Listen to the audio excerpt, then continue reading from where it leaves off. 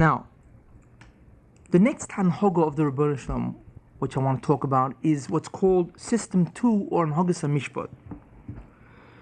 And what Hanhogas HaMishpat is those set of actions by the Rebbeinu Shalom which are in consequence to the maisim or the acts of man, to either reward or punish man.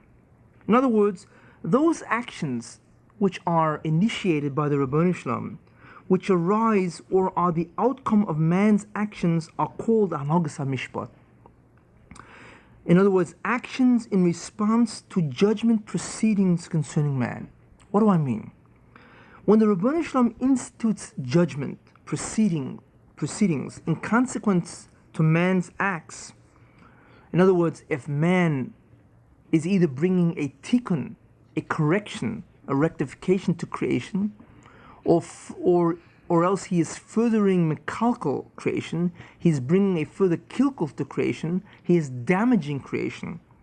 When the Rebbeinu Shalom institutes judgment proceedings in consequence to man's acts, either tikkun or kilkul, to either reward man or punish him, then these judgment decisions translated into actions fall under the Hanhogas HaMishpat category. These actions by the Rebbeinu Shalom can be punishment, they can be sufferings, they can be failures, or they can be reward, happiness, or success. Many times you see a person succeed or he fails, he is happy or sad, he goes through a great deal of sufferings, or he is very healthy. A great deal of these kind of experiences that man goes through is the result of Hanhogas HaMishpat. In other words, the Rebbeinu Shalom, in consequence, following man's acts, and as a result of man's acts, he judges man, and what the decisions are is to give man either success, happiness, or whatever, or to give him failure, and of course, sadness or suffering. These actions itself, or rather these experiences that man goes through, many times are a result of the Hanhogas HaMishpat. The key concept in Hanhogas HaMishpat is that these actions, which are initiated by the Rebbeinu Shalom in the physical world, will only come following man's actions, and also will only come as a result of the actions. These are judgment decisions. They will never precede man's actions. If these events, for instance, suffering, failure, success, happiness, precede man's actions, then they cannot be the consequence of his act, and therefore these actions must be occurring because they belong to another Hanhoga, perhaps Hanhogas HaKiyum, to set up man where he will then be tested in those areas. So therefore we see that Hanhogas HaMishpat is when man does an act, first phase. Second phase, man is judged. Third phase, an action ensues from the Rebbeinu Shalom following the act and in consequence to the act, and of course is visited upon man. That's Hanhogas HaMishpat. When acts happen to man as a result of his causation, these acts are his responsibility. That's Hanhogas HaMishpat. If a man receives acts from the Rebbeinu Shalom, if he goes through experiences which he does not understand, and as far as he's concerned, are not a result of his acts, he didn't do anything to deserve this, then it is not a result of Hanhogas HaMishpat, it is a result of Hanhogas HaKiyum, because he's got to have them in order to create a proper test circumstance for him. For instance, many people sometimes, not many people, but sometimes people become very wealthy, and they know they didn't do anything to deserve it. Sometimes a person becomes very sick, and he says, why do I deserve this? Sometimes a person goes through a lot of suffering, and he can't figure it out. Sometimes a person, something unusually good happens to him. He becomes very happy, and you also cannot understand why. He didn't do any merit to deserve this. Then, if it's not attributed to Hanhogas HaMishpat, in other words, these experiences do not emanate from his actions, then they must emanate from the acts of God under the category of Hanhogas HaKiyum. So it's one of the other. But in any case, Hanogas HaMishpat, of course, is a second category that classifies or organizes those acts which are a result of man's acts, and they are really the translations of actions from judicial decisions. It should be noted that a reward to man in consequence to his good action does not imply a reward in its true sense. It doesn't mean because a man became a millionaire, even as a result of his acts, it doesn't mean that that is his reward. Rather, man receives success, whether it be material or spiritual, whether it be happiness or health, in order to better facilitate and make easier to perform more mitzvahs, so as to earn more reward. What that says basically is that the fact that you are receiving goodness or things which are beneficial to you, even if they be in consequence to your acts, does not make it a reward for your acts. But what it is that in the path that a man wants to go, then God pushes him in that direction. They lead him, they conduct him in that direction. So therefore, if a person wants to learn and he learns under tremendous difficulty, then let's assume that he becomes very wealthy all of a sudden. That wealth is not a reward for his learning. That wealth is to enable him to sit and learn without any interference of anxiety or worry. You see, so those rewards are really more in the nature of bederach she'adam lo yisei le'elech molichin yisoi than rewards. The real and ultimate reward of a mitzvah takes place only in Olam Haba and not this world. And as it says, Schar mitzvah b'haya alma leka. Reward for a commandment or a mitzvah in this world, leka, is absent. There is no such thing as the reward for a commandment or a mitzvah in this world. And even though you see, it says in the Torah that if you observe my mitzvahs, then this will happen to you. You will have all the fruits in its time, and the rains will come, and none of the animals will die, and your wives will bear children without any miscarriages, and etc., etc. What that means is that you will be free then to occupy growth in spirituality without any kind of worry or anxiety. That's what it really means. It doesn't mean you are rewarded for the mitzvah which you have done, because the true reward of the mitzvah can only be experienced in Olam Haba and not in Olam Hazeh. And that's important to remember, that even if somebody experiences things which look like a reward, they are not a reward, they are rather circumstances which facilitate greater and easier spiritual growth. Now, besides this set of actions of Hanhagas HaMishpat, there is a second set of actions that follow and are consequences of his acts, of man's acts, which are also included in the category of actions termed Hanhagas HaMishpat. The first subclass of actions which I had mentioned affects man's experiences, his health, his success, failure, or suffering. In other words, what happens to a man in terms of his experiences, if it results as a result of his actions, that's the actions under the category of Hanhagas HaMishpat, but it's the first division. The second subclass of actions in Hanhagas HaMishpat affect not man's experiences, but rather the state of man, namely the state or the amount of hester and ha'ora which exists in the world. In other words, the amount of hester yechudoi, the concealment of the oneness of God, and the amount of ha'oras yechudoi, the presence or the illumination of the oneness of God in the world, is caused or determined by man's acts. That's the second subclass of actions which the Rebbeinu Shalom initiates under the term Hanhagas HaMishpat. Now, we see therefore that they, or this state of creation, is a direct consequence of man's moral behavior as regards mitzvahs. Now, to be more specific and concrete, when man And when I say man, I of course mean in the present day Jews, because Jews today are masaknim. They can bring a tikkun to creation and nobody else.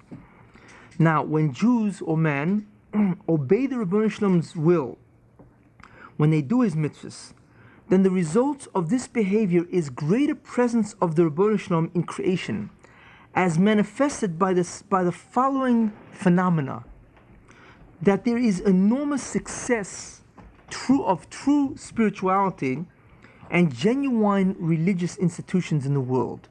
All of a sudden you see that when a person wants to learn, it's very easy to understand, it's easy to learn, he doesn't have to worry about making a living. All of a sudden it's easy to grow in spirituality.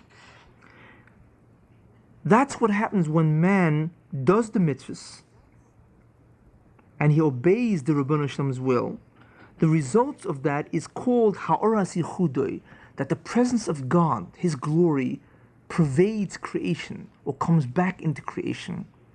And then the result of that, the manifestations or expressions of that, is that spirituality is very easy to come by. Religious institutions thrive. People who want to promote the concept of the belief of God are successful. Truth is prevalent. Now, at the same time, evil and all those people who try to promote evil either are destroyed or utterly subdued. They consistently fail in their attempts to promote and publicize either atheism, materialism, crime, or false doctrines and religions. I know this is a hard state to believe in because it is so absent from today's times. But if the Jews would do the mitzvahs and listen to the will of God completely, then we would not see what we see today. We would see an enormous hashpor, divine spiritual force that would pervade creation and force all the koiches that relate to the physical world, that relate to individuals interested in spirituality, institutions and so on. They would be successful. And it would be very easy to acquire spirituality. However, and not only that, but we would see the reverse in terms of those people who are Rishonim, that they would fail in attempting to do what they want to attempt. You would not see the proliferation of evil the way we do now. On the other hand, when man, of course now when I mean man, I mean of course only Jews, when Jews disobey the Rebbeinu Shalom and commit sins or chatoim, the result of this behavior is greater absence of the divine presence or Shekhinah or the glory of God in creation. And this absence of the Rebbeinu Shalom manifests itself through the enormous success and proliferation of evil and those people who wish to promote it. Thus, dictators, tyrants, atheists, materialists, criminals, and false religions gain tremendous growth and domination over the world. That's what happens when Jews do chatoim. And they introduce Hesti Yichudoi, the concealment of the oneness of God, where the Shekhinah or divine presence of God leaves creation, so to speak, and therefore evil now proliferates in the absence of God. And while we see the growth of evil, at the same time, truth, wisdom, spirituality, and religious adherence to Judaism, especially, experience enormous failure and obstacles toward growth. It is very difficult to learn. What you learn, you forget. It is hard to do a mitzvah with kavanah. There are so many intrusions that happen to you. People do not donate to yeshivas anymore. Yeshivas are starving. Rebbes are not getting paid, etc., etc. And there are many scandals in the Jewish community. That's what happens when evil proliferates. And of course, and this of course is a result of the sins of man. Now this state of man, of course, is caused by the acts or sins of Jews or man. And the resultant actions by the Rebbeinu Shalom in creating the state falls also under the category of Hanhagas HaMishpat. So we see, therefore, that Anhogas HaMishpat also has this second subclass, that the actual state of creation is changed from a state of Hester to a state of Ha'ara if man does mitzvahs, or it's changed from a state of Ha'ara, divine presence or illumination, to a state of Hester if man does Chatoim. That state of creation is determined by the mitzvahs, the commandments, the righteousness of Jews, or the evil perpetrated by Jews, or the sins perpetrated by Jews. They actually can change the state of creation. So we see, therefore, that the Hanogas HaMishpat has two subclasses. One subclass is that those actions which are initiated by the Rebbeinu Shalom in consequence to man's acts, and which are directed toward the experience of man, that's one class, subclass. And the second subclass is when there are actions which are initiated by the Rebbeinu Shalom in consequence again to man's acts, which influence the state of creation. And of course, eventually the state of creation influences the experiences of man. But it is state of creation that, of course, is effected in this particular form of Hanhogas HaMishpat. This Hanhoga, or Hanhogas HaMishpat, is deterministic. It's Arusa D'Liela, that the Rebbeinu Shalom initiates actions and causes these events to occur by sending a message, of course, hashpah, to the malachim that manipulate the koiches, that of course bring about all these events. And the hashpah, of course, is directed milamayla lemato, from above to below. Now, Hanogas HaMishpat is the most absolute, unchanging principle in creation, in that man's future state in Olam Haba is due solely and only to the extent of his righteousness. Hanogas HaMishpat is absolute. He receives no more and no less than what he earned in this world through his acts as regards the mitzvahs. That is Hanogas HaMishpat. You get what you earned. The more you earned, the more you get. The more you labored to understand who God is, the more you comprehend God in Olam Haba. The less you labor to comprehend God, the less you receive of the comprehension of God in the Olam Haba. It's an exact equation. However, a creation that only has the first two Hanhogas, Hanhogas HaKiyum and Hanhogas HaMishpat, would present a real possible calamity. Creation would be in the exact state caused by man, because man causes the state of creation by his acts. Which means that if mankind as a whole were to makalkal or damage creation, and not be masakin it, and not correct it, and how would that happen, of course? By doing continuous evil acts like Nevuah HaMabel, then there is a real possibility that Olam Haba would never materialize, and the will of God to have a community in Olam Haba receiving Atova would be totally frustrated.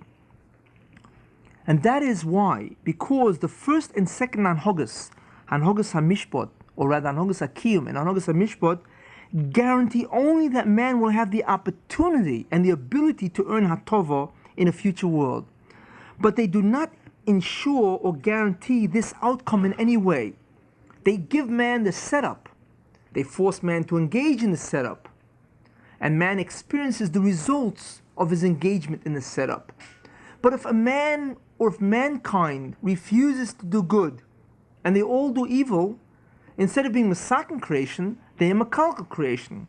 So it comes out that creation remains in a state of Kilkul, because creation can only move toward Tikkun or Kilkul in response to the acts of man, and never to any other force. It comes out that man who continuously does evil is Makalkal creation. Creation remains in its Kilkul, Olam Haba never materializes, and the will of God is totally frustrated.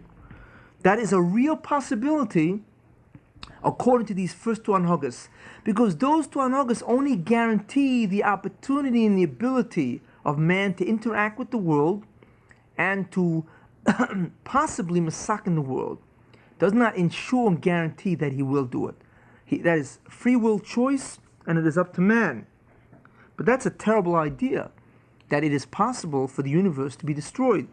And the truth is that's exactly what happened in the Dor HaMabul.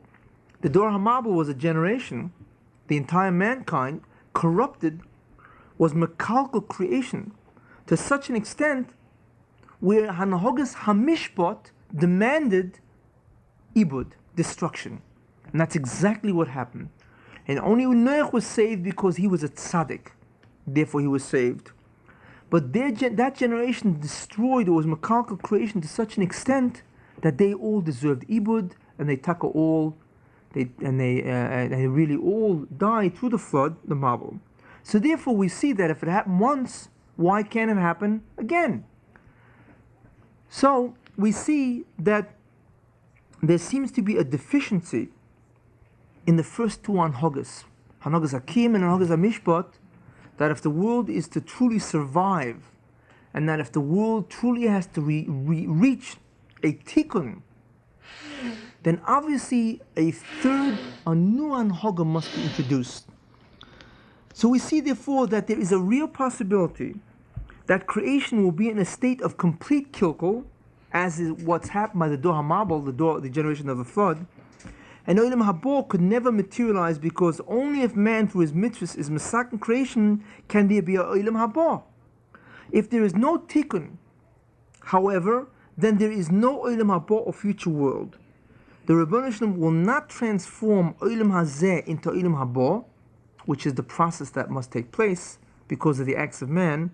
The Rebbeinu Shalom will not transform Olam Hazeh into Olam Haba by any force that is not in consequence to man's righteous actions or man's proper actions, because then he would be violating mishpat, or justice. And the fundamental cardinal idea of creation, of course, is justice, and that really means reciprocity, that man gets what he does. Man is the cause of his actions. That is really what justice means. And the Rebbeinu Shalom will not mesaken creation by himself. Only man can do this by his righteous acts or appropriate acts. Therefore, we see that there seems to be a deficiency in creation if only these two Hanhogas are instituted. Now, as a result of this, the Rebbeinu Shalom instituted a third Hanhoga, whose task it is to ensure the existence of a community in Olam Haba receiving infinite Hatova. And that, of course, is the purpose of creation. What is this system? This is called System 3, or Hanhogas HaYichud. And what is Hanhogas HaYichud? Those set of actions which are initiated by the Rebbeinu Shalom that ensures that the creation will achieve a tikkun haklali, a general or complete rectification by a particular nation, thereby guaranteeing that that nation will be in Olam Haba, receiving infinite Hatova, thus fulfilling the ultimate purpose of creation. That is what Hanhogas HaYichud is. It is those set of particular actions which the Rebbeinu Shalom, of course, initiates, that guarantees, that makes sure, that ensures that creation must achieve a tikkun haklali by a particular nation. And therefore, of course, the Rebbeinu Shalom guarantees that this nation that will have performed this tikkun haklali, that this nation will be in Olam Haba, receiving this infinite hatova, and of course, as a result of that, we see that the ultimate purpose of creation is fulfilled. That is what Hanhogas HaYichud. Any action which ensures this outcome is an action which belongs to the category of Hanhogas HaYichud. Hanhogas HaYichud is a backup system, primarily, and is not intended to replace the former two fundamental Hanhogas. That's important. It is activated by the Rebbeinu Shalom only when only when Jews fail to mesaken creation through righteous acts, and instead they establish a pattern of being mekalkel creation through non-righteous and sinful acts. That's when the Rebbeinu Shalom activates Hanhogas HaYichud. When Jews establish a pattern of being mekalkel creation through averus and chatoim, then he must activate Hanhogas HaYichud. Now, even Hanhogas HaYichud must submit to Hanhogas HaMishpat. because man must fundamentally earn his hatava, his goodness in Olam Haba, the future world, thereby removing the interference of Namidik Sufa, the sense of embarrassment or loss of self-respect that one experiences when one receives good without having earned it. Even Hanogas HaYichud has to submit to justice, because man must remove Namidik Sufa, and that can only be removed if he truly has earned and caused his state in Olam Haba. But how is Hanogas HaYichud, as a backup system, going to remove or satisfy the condition of removing Namidik Sufa? Therefore, this Hanhoga of the Rebbeinu Shalom uses a new method of Tikkun Habriya to achieve its objective. In other words, the objective, of course, is to ensure a nation in Olam Haba. The Hanhoga of Yichud uses a new method to Masakin creation, which will still satisfy a Tikkun of Namidik Sufa and still ensure that creation will reach its intended purpose. This new method is suffering or Yisurin. Thus, the performance in mitzvahs and the doing of tshuva when one fails to execute mitzvahs are the methods used for Tikkun Habriya, for correcting creation, under the first two Hanhogas, Hanhogas HaKiyum and Hanhogas HaMishvat. Yisurin or suffering is the third and new method of Tikkun Habriya, which is instituted on behalf of Hanhogas HaYichud. So the Rebbeinu Shalom instituted a new form of Tikkun on behalf of Hanhogas HaYichud, whereby man or Jews can earn Olam Haba. Now, a person cannot earn Hatova in Olam Haba purely through the Yisurin of Hanhogas HaYichud. It cannot be done. Not only is this true of a person, but it is also true of a nation. You cannot earn Olam Haba purely through Yisurin. Some merit, some schus, resulting from the free-willed performance of mitzvahs and tshuva must have been earned previously. In other words, you can't get Olam Haba through suffering. You must have done some kind of mitzvah or have done tshuva through the exercising of free will. Then the Rebbeinu Shalom can also incorporate Yisurin as a way of you being Masakin creation. But he will not do so if you have never done a mitzvah or if you have never done tshuva. In addition, some tikkun of the Bria, some rectification of creation must have been achieved by an individual or by a nation to be considered for the backup system of Hanhogas HaYichud. In other words, Hanhogas HaYichud as a bailout system, and that's really what it is, from the Rebbeinu Shalom must be deserved in some fashion. A nation or an individual will not receive Hanhogas HaYichud if there is no schusim as a result of mitzvahs or tshuva. A person or a nation has to deserve it in some way. Then the Rebbeinu Shalom can incorporate the backup system of Hanhogas HaYichud to enable this person to get Olam Haba. What Hanhogas HaYichud does is that it uses man himself to bring a tikkun to creation against his will, his own will. Once he has been accepted as a candidate for the Hanhoga. That's what Hanhogas HaYichud does. That once Jews, and that's what it applies to today, have been accepted as candidates for Hanhogas HaYichud, the Hanhogas HaYichud goes against their will in order to make sure that they will reside in Olam Haba. Thus it is man or Jews that must bring a tikkun to creation, which means to transform Olam Hazeh to Olam Haba and no one else. Now, to ensure that man will receive Hatova in Olam Haba, a new method of tikkun is identified as Yisurin, and this, of course, is given to man. Thus, the will of the Rebbeinu Shalom that there must be a nation in Olam Haba receiving Hatova Shlema is ultimately fulfilled. And that really is some of the principles of Hanhogas HaYichud. Now, the way Hanhogas HaYichud works, of course, is profound. It's infinitely profound how the Rebbeinu Shalom uses the will of man or the will of the Jews itself, or rather how he goes against the will of the Jews to bring a tikkun to creation, and thereby ensuring that Jews get Olam Haba. These actions, this Hanhoga of the Rebbeinu Shalom, is extremely profound. And the truth is that most of it is not comprehensible by man. However, later on in Yemais HaMashiach, by the Yom HaDin, we will be privileged to understand how everything that happened to you individually, and in other, we will understand, or each person will understand everything that happened to them individually.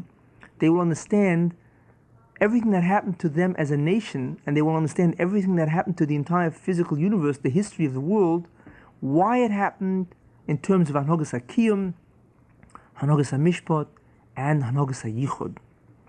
Now, this Hanhoga is deterministic. It's Arusa Delielo in the sense that it is activated, or the actions proceed from God above. And of course, the Hashpor is directed Milmaila, from above to below. Now, it is called Hanhoga, it is called the Hanhoga of oneness, Hanhogas HaYichud, because it describes those set of actions which are performed by he who has oneness. Now, what's the difference, or why is the attribute of oneness so important for someone to have in order to initiate actions which can be termed the Hanhogas HaYichud? Because it is called the Hanhoga of oneness because the fact that the Rebbeinu Shalom can employ a method that ensures a place for Jews or man in Olam Haba by suffering against his will, in other words, it is something that man does not initiate freely. This is indicative that the Rebbeinu Shalom can suspend justice and alter any cause and effect chain merely by willing to the contrary. Justice is certainly suspended if man receives his Olam Haba by suffering against his will, in other words, which man does not initiate through Bechira at all. Thus, the Rebbeinu Shalom is above all systems and concepts which he created, and if he wishes, he can suspend them and do as he wishes. Only a being that is Einig Mevadoi, that has the attribute of Einig Mevadoi, absolute and total and complete oneness, that besides God nothing else exists, only a being that possesses that attribute can so readily perform this act. In other words, to suspend justice, because justice demands that if man fails and he's mekalkel creation, well, then he should not get Olam Haba. Hanhogas HaYichud comes along and says, no, that I will initiate for man a new method of tikkun, and he will get Olam Haba. I will force man to engage in this process of tikkun, even though he is not freely choosing it. He will suffer, even though he doesn't freely want to suffer, and he will thereby get Olam Haba. That's what Hanhogas HaYichud says. And we see this in a pasuk in Parshas Kisisa, when the Rebbeinu Shalom tells Moshe Rabbeinu, V'chanoisi es asher ochoin, and I will be gracious unto whom I will be gracious, V'richamti, and I will be merciful, es asher arachem, and I will be merciful unto whom I will be merciful. Now that sounds like double talk. What does it mean? What the Rebbeinu Shalom is saying is that I will be gracious unto whom that deserves this graciousness. This is not stated. God doesn't say, and I will be gracious unto whom that deserves this graciousness, or I will be merciful to he who deserves this mercy. No. But it says that I will be gracious unto whom that I will be gracious, even though he does not deserve this graciousness. And I will, of course, be merciful to he whom I will be merciful to, even though he himself does not deserve this mercy or this rachmem. That statement is a statement of Hanhogas HaYichud. In other words, God will be gracious, Hanhogas HaYichud. He will be meracham, he will be merciful and compassionate, Hanhogas HaYichud, to whoever he wants to be gracious and merciful. Even though the person does not deserve it, has no schusim, has no merits that would, of course, demand this kind of graciousness and compassion be forthcoming from the Rebbeinu Shalom. And also we see, as proofs from Psukim, there are many, but I just like to quote two, that it says, of course, in the Nevi'im, what the Rebbeinu Shalom says, Lema'ani eseh, for my sake will I do it, which means that for my sake I will do it, that even though the Jews are not Masakin creation totally, only partially, because they are doing many Chatoim, but for my sake, because I promised Avram, Yitzchak, and Yaakov that I will redeem the Jews, I will institute Hanhagas Yichud for my sake only, and I will force them to Masakin creation. And we know it says in Shemona Esrei in Tefillah, Umevi Goyel, and he brings a redeemer, Lema'an Shemoi bi Ahava, because of his name in love. In other words, the Rebbeinu Shalom doesn't bring a redeemer for our sake, because we are not Masakin creation to the extent where we can have a Goyel. But he brings a redeemer for his sake, for his name, because in love he loves the Jewish people. Therefore he institutes Hanhagas HaYichud, which of course makes sure that the Jews will Masakin creation. They will bring a Tikkun HaKloli to creation, and thereby merit Olam Haba, of course, through the third method of Tikkun, which of course is Yisurin. Now it is important to note that the guarantee of Hanhagas HaYichud embraces two concepts. One, that the creation must reach a tikkun before being transformed from Olam Hazeh to Olam Haba. In other words, Hanhagas HaYichud guarantees that creation must reach a tikkun HaKloli, that the world will be transformed from Olam Hazeh to Olam Haba. That is the first guarantee of Hanhagas HaYichud.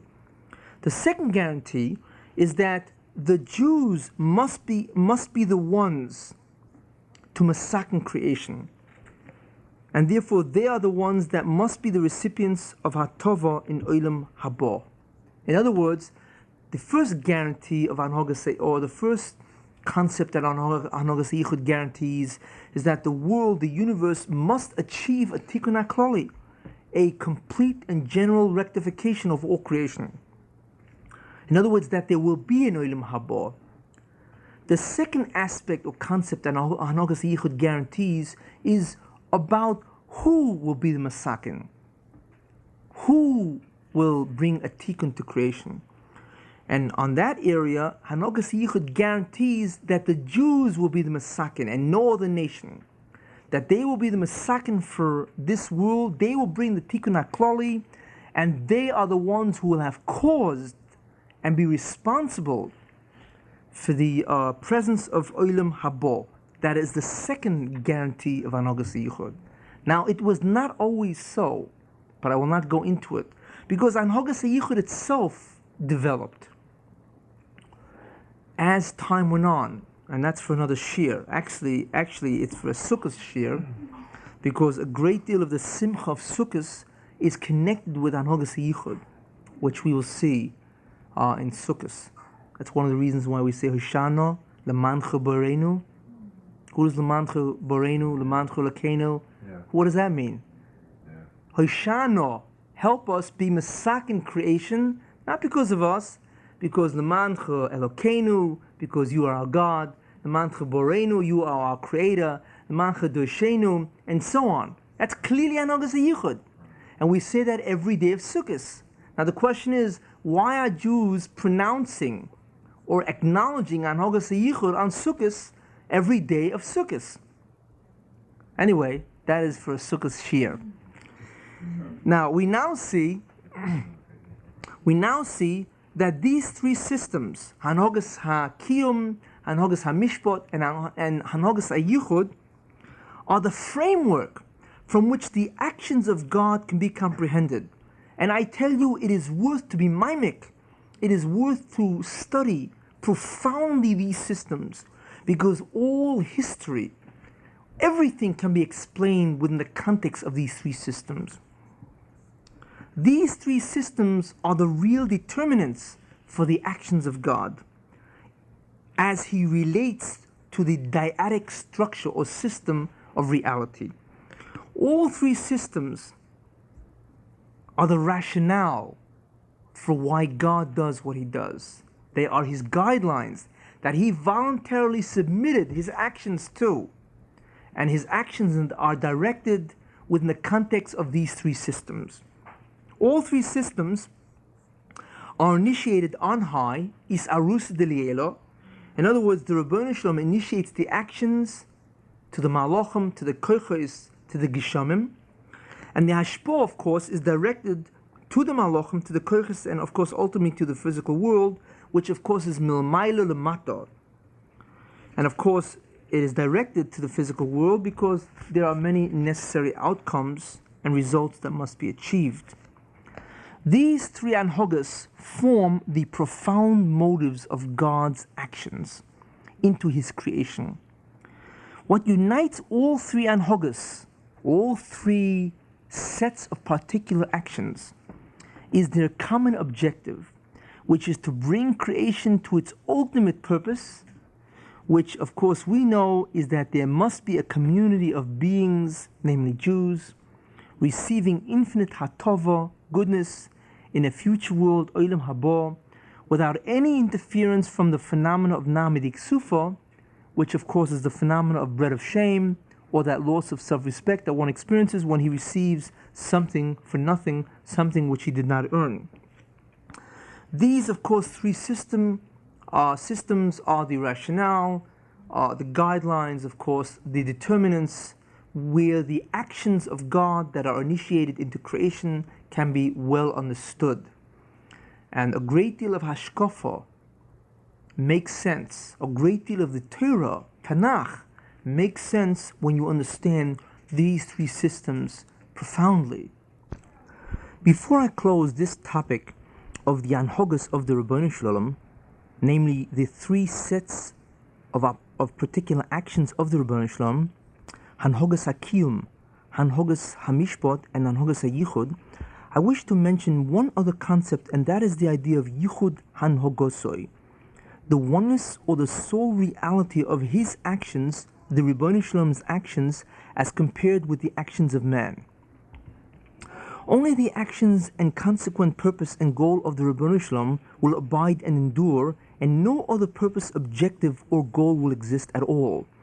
Thus, even though we see that man has in truth free will, and therefore each and every human being truly directs by himself his behavior and actions toward the fulfillment of his specific desired goals and objectives, if those goals and objectives are in opposition to the purpose and goals of the Rebbeinu Shalom as regards the tikkun of the Bria, or even if they are merely not in conformity to the Rebbeinu Shalom's goals, then in reality, man is compelled, notwithstanding his free will, to bring about the purpose and goal of the Rebbeinu Shalom.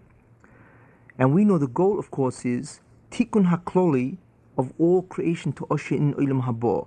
Tikkun hakloli, of course, means the general correction, the general rectification of course, the Bria or creation itself. Now, as I had said, in reality, if those goals of man are in opposition toward the Rebbeinu Shalom's goals, which is tikkun hakloli, then in reality man is compelled, notwithstanding his free will, to bring about the purpose and goal of the Rebbeinu Shalom with those very actions that he is also employing to bring about the fulfillment of his own purposes and goals, and at the same time. Thus, every act of man, even though it is intended to secure and fulfill his own desired purpose, must also at the very same time satisfy and fulfill the purpose of the Rebbeinu Shalom, which is the ultimate Gilui Chudoi, or the divine revelation of the oneness of God, or Tikkun HaKloli. These terms are synonymous. Now, how this the Rebbeinu Shalom accomplishes, notwithstanding man's true free will, is utterly beyond human comprehension and forms one of the greatest and profoundest secrets of the anhogas of the Rebbeinu Shalom. We see, therefore, that man is thus manipulated to masakin creation no matter which course of action, which direction he undertakes. However, he can decide, he can choose if he wants to masakin creation willingly and freely, or if he is to be manipulated against his wishes to bring a tikkun to creation. Thus, we see that only the actions and resultant purpose of the Rebbeinu Shalom has any reality or endurance at all. All men must bring a tikkun to creation. If they decide to do it with free will, then they receive infinite reward for the tikkun they have caused and brought to creation. If they decide, on the other hand, to rather pursue their own goals and desired objectives, then those very actions which are causing the achievement of their desired objectives are at the same time also achieving a tikkun for creation. However, since it is the Ribono Shel Olam that converts these self-intended actions toward his own ends, in other words, the Ribono Shel Olam's ends, then they are not causing this tikkun freely or by their own initiative, but are instead being used as an instrument, as a vehicle by the Ribono Shel Olam to masaken creation. They therefore receive no schar, no reward at all from a justice point of view. In addition, if their self-intended actions are used to bring about sufferings to the Jews as part of Hanhogas HaYichud, then they receive punishment instead, since they wish to harm and destroy Jews, and it is only the Ribono Shel Olam that uses their evil deeds to bring about a tikkun to the suffering of the Jews under the category of Hanhogas HaYichud. Now, the Holocaust is a perfect example of this. The Germans wished by their own free will to destroy the Jews. That's what they wanted to do. They wanted to obviously murder many Jews. But what the Ribono Shel Olam did is he used them to bring about great suffering to the Jewish nation by not interfering with their free-willed evil schemes in order to bring about an enormous amount of tikkun which is necessary for the coming of Mashiach. And of course, this suffering enters the category of Hanhogas HaYichud. However, since the Germans, since they have perpetrated such an unspeakable, incomprehensible evil toward the Jews, they, however, will go ultimately through unimaginable sufferings.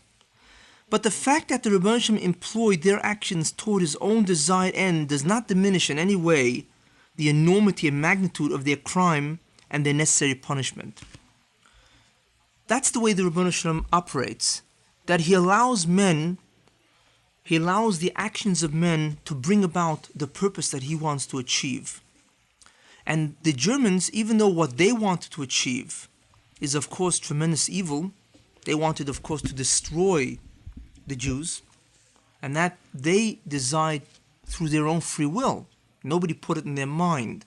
The Ribono Shel Olam did not put in their mind to destroy Jews.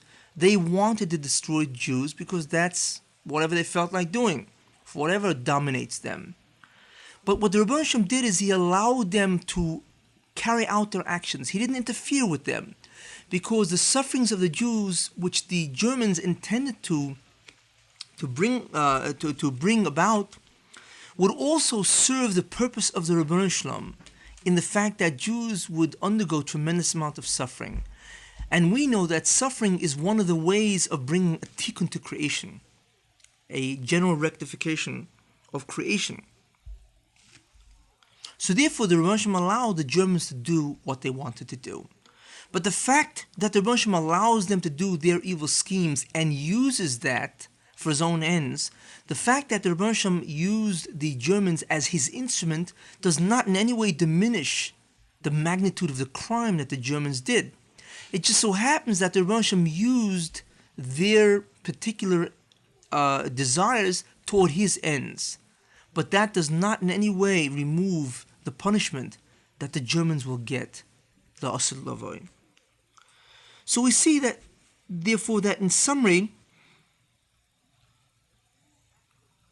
all acts of all men, even though they be initiated through free will, in actuality satisfy two objectives. One is overt, the other is covert. And this is a tremendous side of the way the Ribono Shel Olam is misnaig, the way he conducts himself, the way he operates creation. That all actions of all people really satisfies continuously two objectives. One is overt and the other is covert.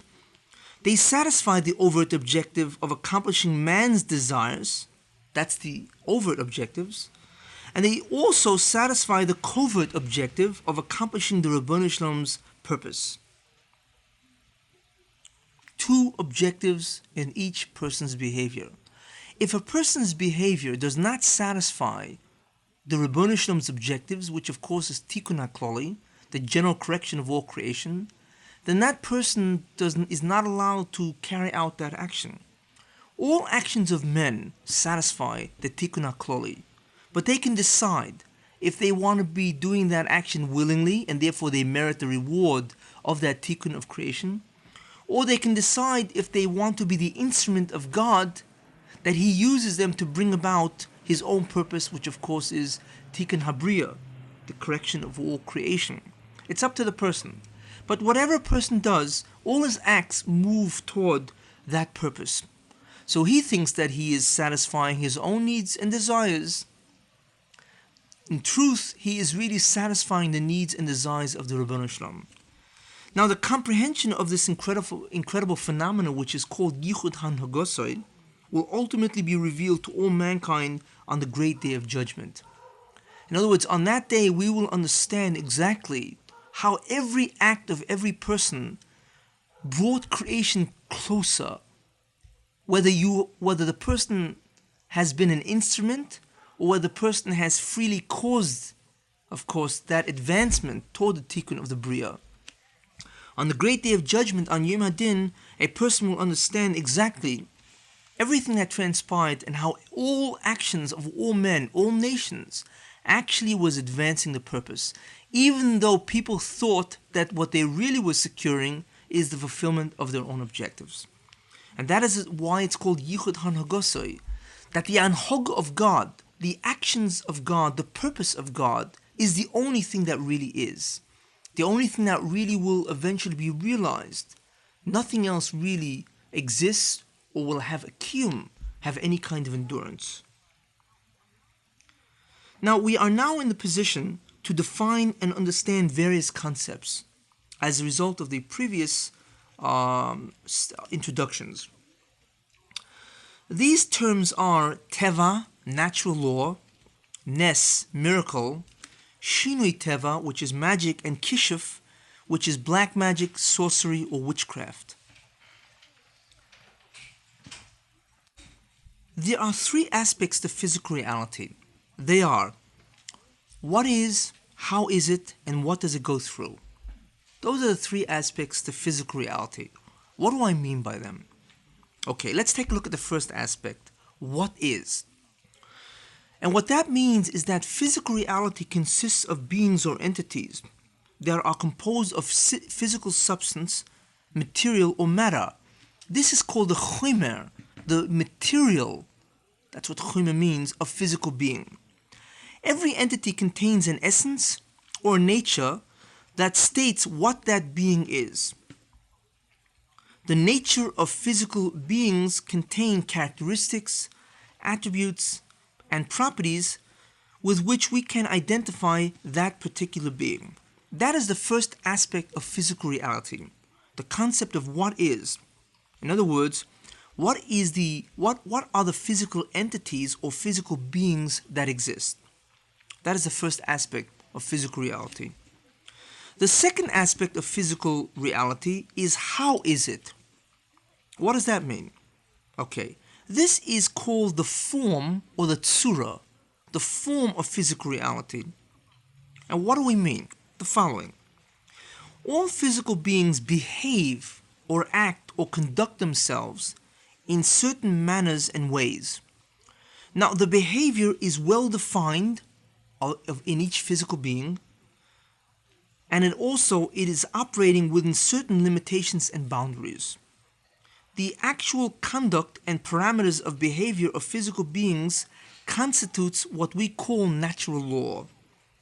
In other words, natural law of physical beings is precisely that idea, because physical beings conduct themselves or behave or act in certain ways under certain limitations, and that is called teva, or natural law, or nature. Now, natural law of physical beings is always constant at all times. That is the concept of constancy, that natural law is always constant. In other words, at all times, this is what we will observe. Physical beings or entities always behave or are always restricted in terms of their behavior according to this set of rules, natural law, and the natural law is constant at all times. And also, natural law of physical beings is always consistent from place to place. You don't find in one place you have one natural law and in another place you have another natural law. It is always consistent. It is therefore predictable because it is consistent and constant. It is therefore predictable assuming one knows the natural law that the objects fall under. In other words, since the natural law of objects are consistent and constant, obviously we are able to predict how a body, an entity will act since we know the natural law that it operates under. And of course, to the degree that we do not know the natural law, to that degree we cannot predict the behavior of an object. So this is the second aspect of physical reality. How is it? So far we have the first aspect, what are those entities that exist? And the second aspect, of course, is how is it? Those entities which exist, how does it behave?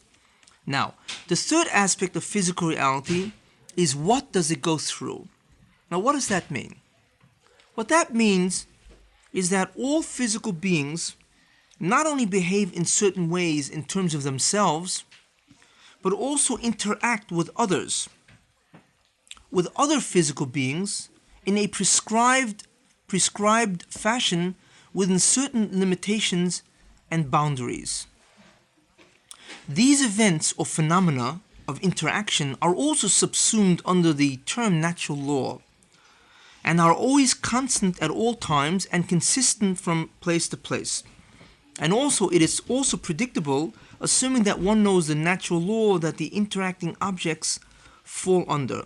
That is the third aspect of physical reality, is that besides the fact that we can discuss physical entities, besides the fact that we can discuss the behavior of these physical entities, we can also discuss the behavior that these physical entities exhibit when they interact with other physical entities. So these are the three aspects of physical reality that I want to note. Now, in addition to the three aspects of physical reality mentioned, there is one other important idea which embraces all three concepts, and that is that all physical reality is in a constant state of change from their potential in the three aspects to their actualization of the three aspects.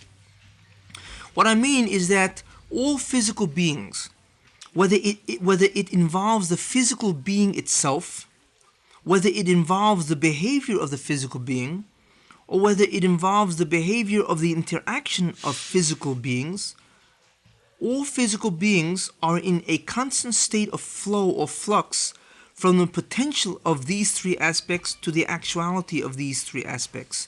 So physical beings or entities are always changing. Physical beings or entities are always behaving continuously. There's a flow of that behavior. There's a flow of the change in the physical being itself.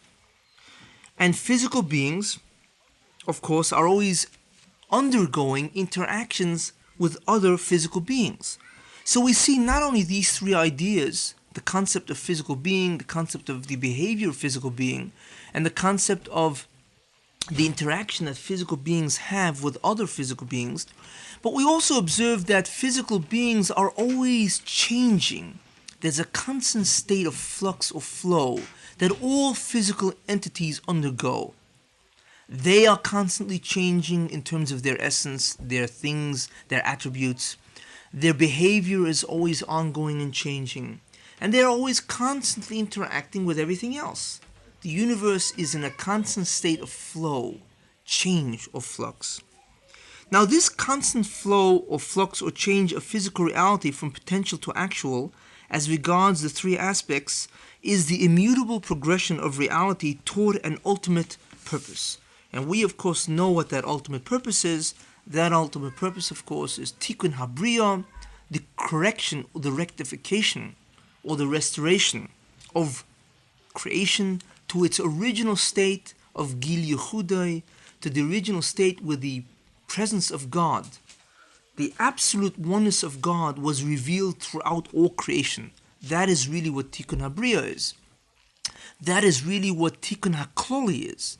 The general correction or rectification, or the Tikkun HaBriah, the correction or rectification of creation, really refers to Gili Yechudai, the revelation of the absolute oneness of God, which was originally revealed in the beginning of creation. But that was concealed from, of course, men, and it is our purpose, of course, to get that presence back into creation, that people should ultimately again realize who the Ribbono Shel Olam is. Now, we may ask, what is the origin or the determining principle that gives rise to physical reality in all three aspects: physical being, behavior of physical being, and the behavior of interacting physical beings? What is the determining principle that gives rise to physical reality in the three aspects which I have discussed? And not only that, what is the origin that, or what is the determining principle that determines the stage of constant flux or flow that exists? What underlying governing principle determines physical beings, their behaviors, the behaviors that comprise the interactions of physical beings, the constant state of change from potential to actual along the continuum of the three aspects of physical reality, and lastly, the incredible constancy and consistency of all facets of this reality? In short, what determines physical reality, physical phenomena, as I have explained what they consist of? The entities, the behavior of those entities, the behavior of the interaction of entities, the constant state of change and flux that entities go through, and also the constancy and the consistency that we find that the physical universe has in terms of the permanence of physical phenomena and natural law. What are the determining principles? Are these underlying principles or causes that determine these areas of physical reality inherent and internal in physical reality itself? Or do they lie outside and external to physical reality on another dimension or plane? Now, we know what scientists feel. Scientists feel that the causes, the determining principles that govern or give rise to physical reality is inherent internal to the physical beings themselves. If you want to seek the principles of physical reality, then study matter, time, space, energy, and so on.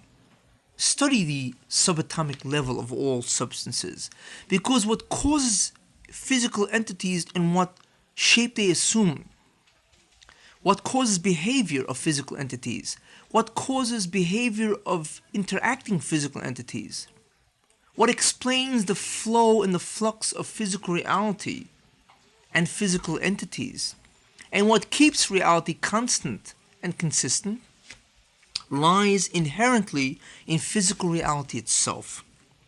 However, according to Judaism, the answer does not lie inherently or internally in physical reality. The answer, of course, according to Judaism, is that the true causes and determining principles of all physical reality in all its aspects and areas lies external to physical reality. It lies in the koiches nivdolim, the transcendental forces which I had mentioned previously, which inhabit Olam Briah. Now, these koiches, these transcendental forces, are the roots, producers, and generators of all physical reality, and everything which occurs in them must reflect itself in some aspect in the entities of the physical universe. As I explained previously, that in Olam Briah, in the spiritual dimension of the world of Briah, there lies what's called transcendental forces, koiches nivdolim, and these koiches are really a mirror universe toward the physical universe. Everything that exists in the physical universe has a counterpart in that mirror universe. Not only does a counterpart exist for each physical entity, each geshem.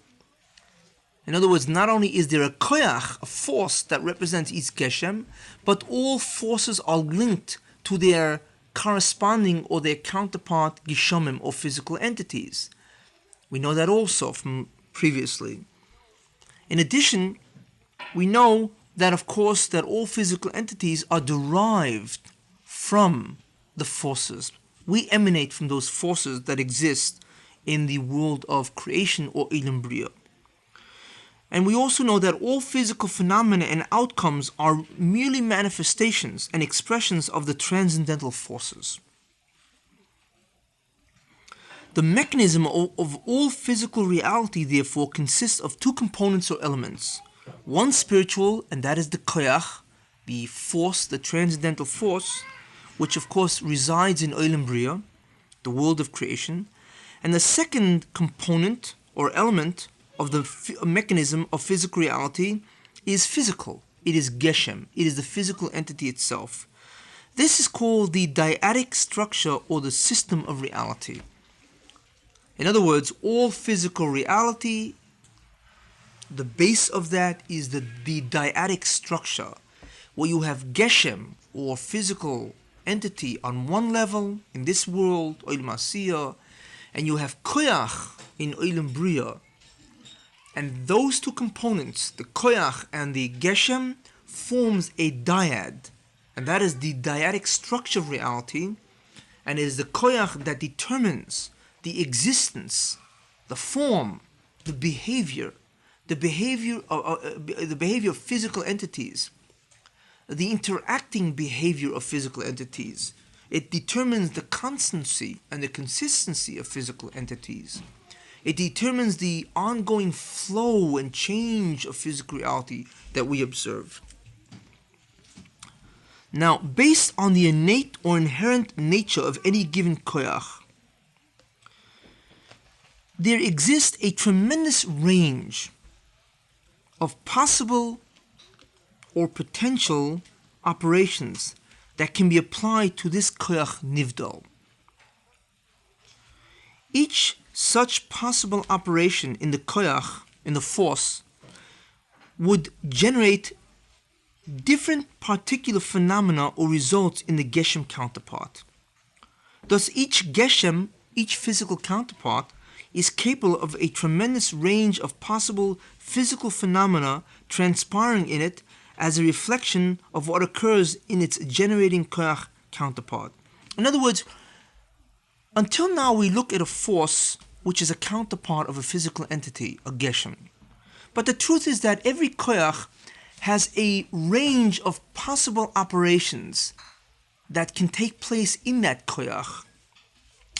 And each operation that would take place in that koyach would reflect itself in a different kind of geshem, a different kind of physical entity or physical behavior.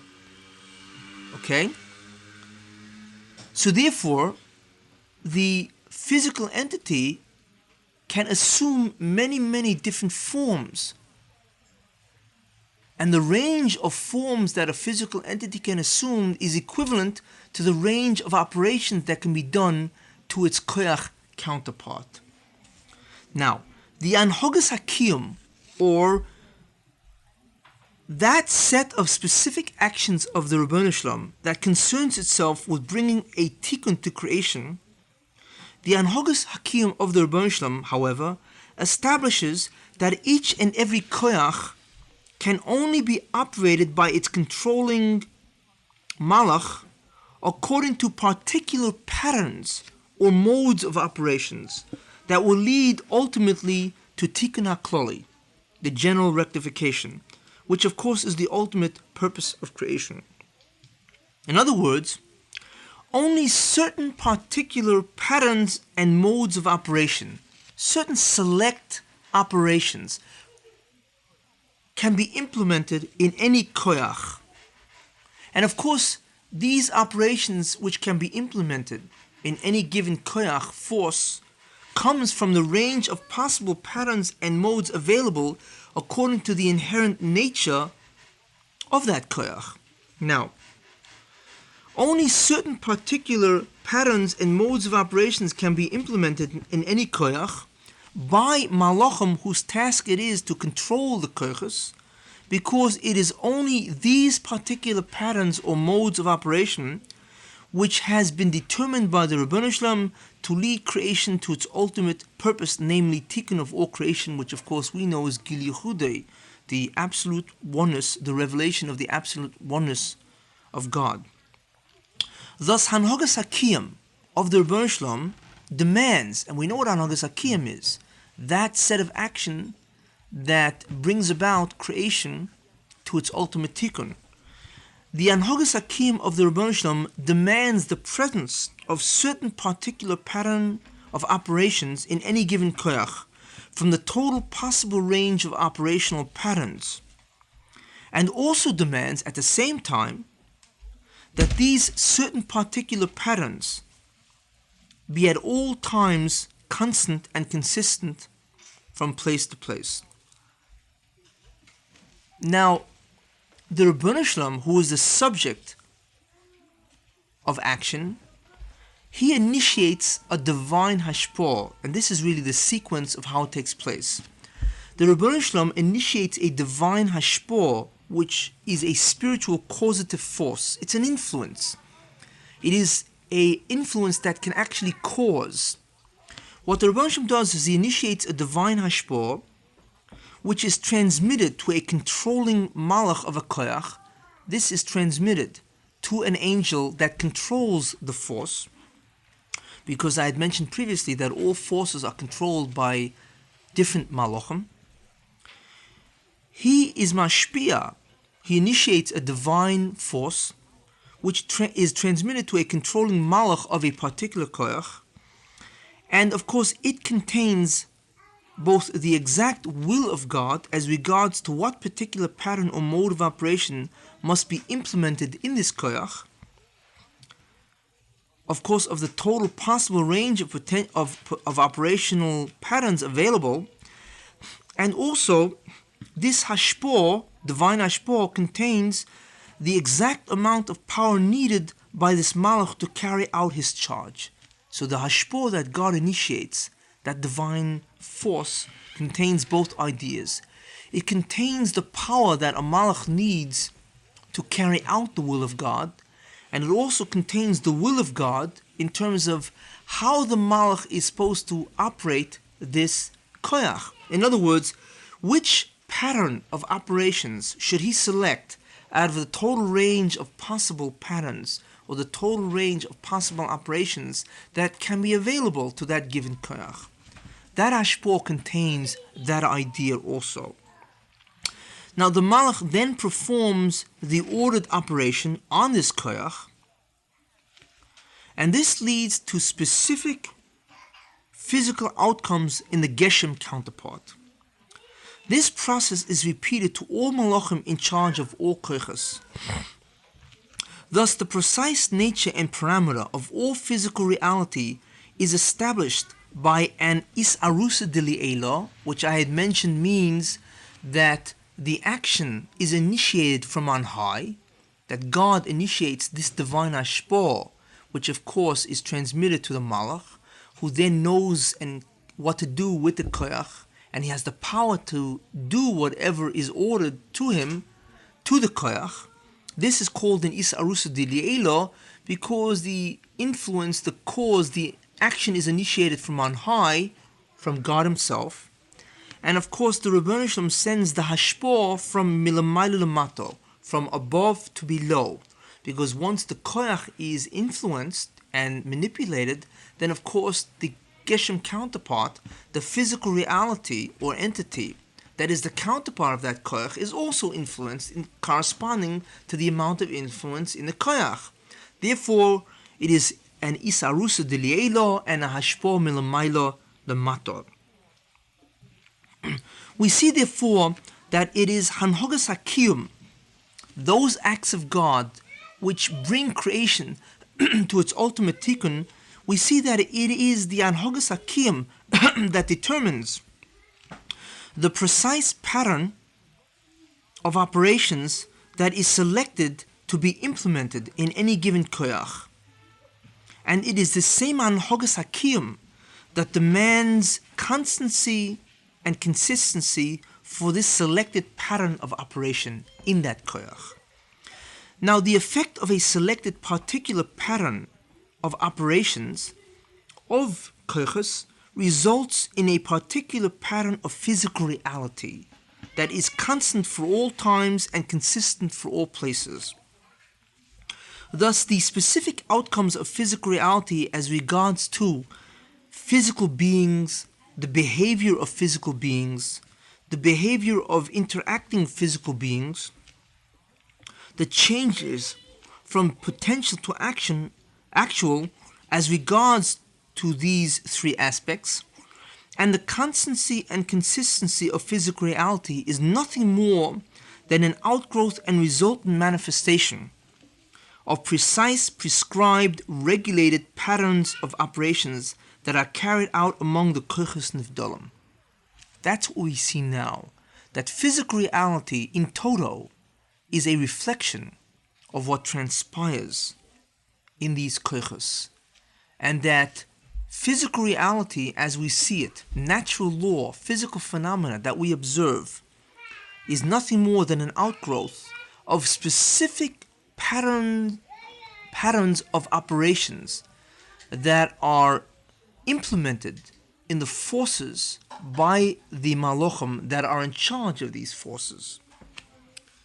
It is just these prescribed particular patterns of operations among the koyches or forces that determine the exact form that physical reality assumes for the purpose of achieving the tikkun of creation in the best possible manner. The term teva, which means sunk in or impressed in or set in, that's what teva means, to be sunk in, to be impressed in or to be set in. The term teva means the constancy and consistency of any given prescribed particular patterns of operations that are implemented in the koyches by their controlling malachim, irregardless of the kind or type of prescribed patterns or modes of operations employed. That's an important idea. The concept of teva, or natural order, or natural physical phenomena, does not refer to the actual phenomena that goes on. It does not refer to the pattern of operations in any given koyach.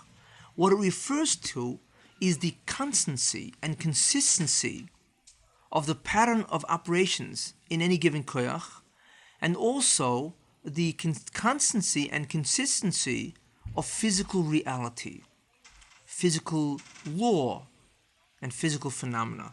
That's what teva really means. The determining principle for which type or set of prescribed patterns of operations implemented in all the koyches forces is Hanhogas Hakiyum, or Tikkun HaKloli. Now, teva refers to the constancy, of course, which means that which occurs over all times, and the consistency, that which occurs for all places. Teva refers to the constancy and consistency that applies to the prescribed patterns of operations implemented in the koyches. If Hanhogas Hakim, for instance, would demand a totally different set of prescribed patterns of operations to be implemented in the koyches, because only that would be most appropriate for Tikkun HaKloli, then the term teva would apply equally to that existential situation or circumstance, because this set of prescribed patterns of operations in the koyches would also have to be constant and consistent in order for the Tikkun HaKloli to be achieved best. Of course, the nature and form of physical reality, if that would be the case, would be totally different, because the prescribed patterns of operations would be totally different than it is now. In other words, the world as we know it would exhibit a totally different set of natural law in order to bring about the Tikkun HaKloli. Teva, the term Teva, or nature, if you want to use that word, or natural law, would refer to the natural law present in that different world just as much as it applies to the natural law found presently in physical reality. The term Teva, we see, simply refers to the constancy and consistency of the observed set of natural law and physical reality that is so familiar to us. It does not refer to the actual kind of physical reality we experience, but merely to the constancy and consistency of that physical reality. That's a very important idea. That Teva does not refer to the actual pattern of operations implemented in a koyach. It does not refer to physical phenomena that we perceive or observe, natural law that we experience. That's not what Teva means.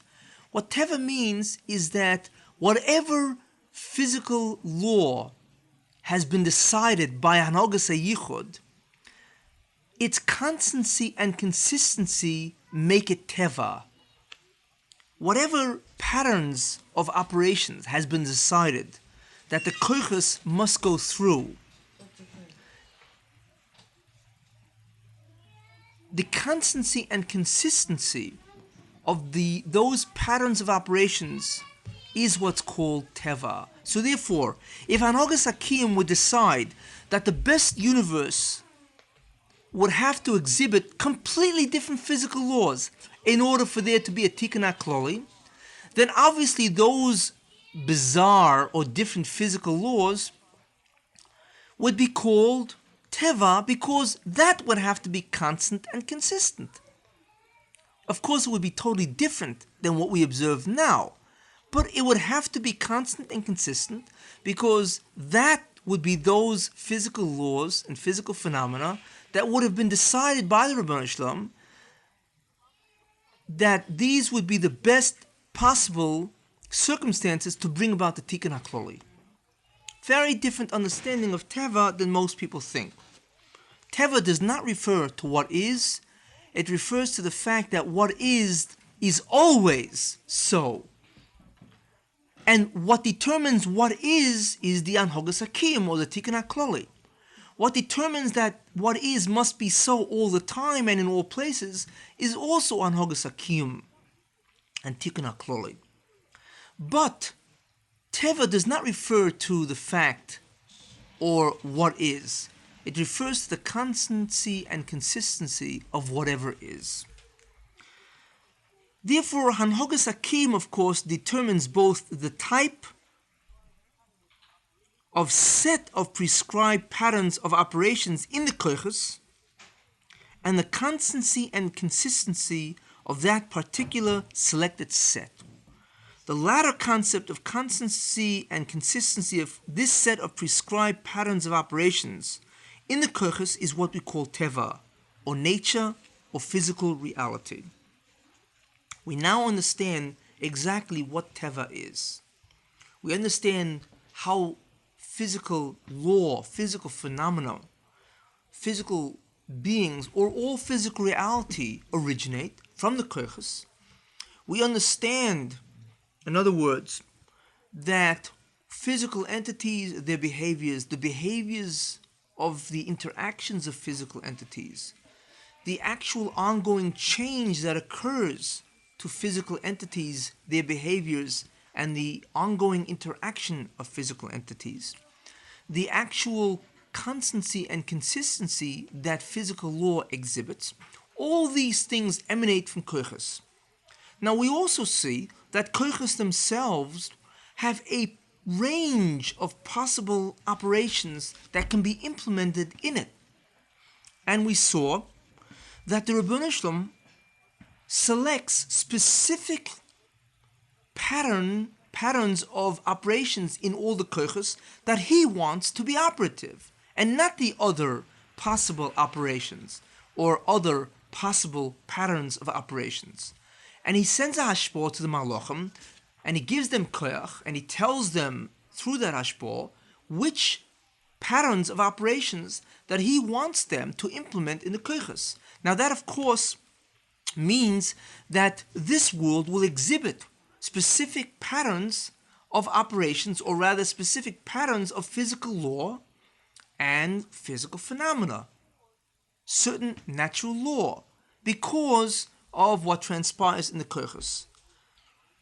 And of course, what determines all of this is Hanhogas HaKiyum, because it is just that set of natural law and physical phenomena that will bring about Tikkun HaKloli, or Gil Yechudoi, or Tikkun HaBriya.